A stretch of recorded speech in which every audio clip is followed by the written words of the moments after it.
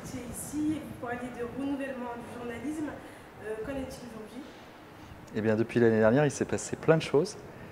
L'année dernière, j'étais encore pour quelques semaines chez mon ancien employeur, le groupe Altis, anciennement groupe L'Express Roularta. Et donc je l'ai quitté pour me lancer dans l'aventure de la création d'entreprise. Et depuis, j'ai l'impression de vivre 4 fois plus vite.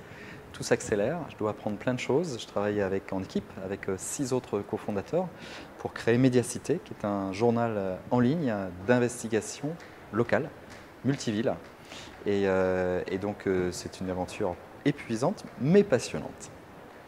Et où est-ce que vous en êtes dans cette aventure? On s'est lancé, on a lancé le prototype, donc un site à Lille, le 1er décembre.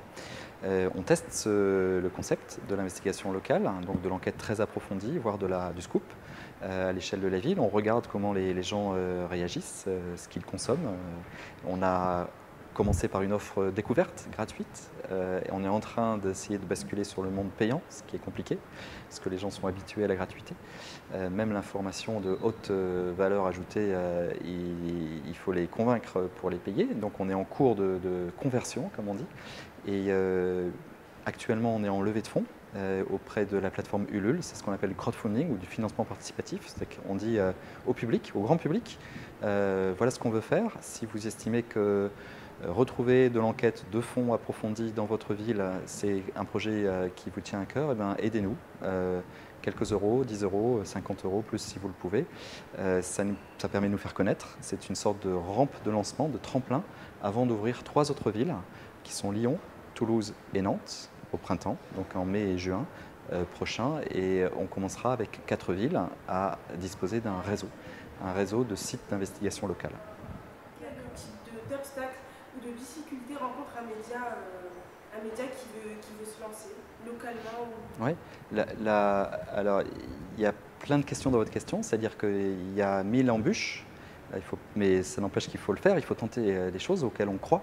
La première embûche, c'est de créer un média par des journalistes, alors qu'il faut plein d'autres compétences que les compétences journalistiques. Donc il faut aller chercher des compétences en marketing, des compétences en finance, des compétences digitales évidemment. Il faut créer un site, il faut pouvoir développer un site, maintenir un site. C'est la première difficulté. L'autre difficulté, c'est les finances, surtout pour un modèle par abonnement, un modèle payant par abonnement. Donc là, on vient d'en parler. Et la troisième difficulté, c'est de trouver le contact avec le public. Parce que le public, il est défiant par rapport aux journalistes. Il estime qu'on n'est pas à la hauteur. À tort ou à raison, mais on est très mal vu dans l'opinion publique.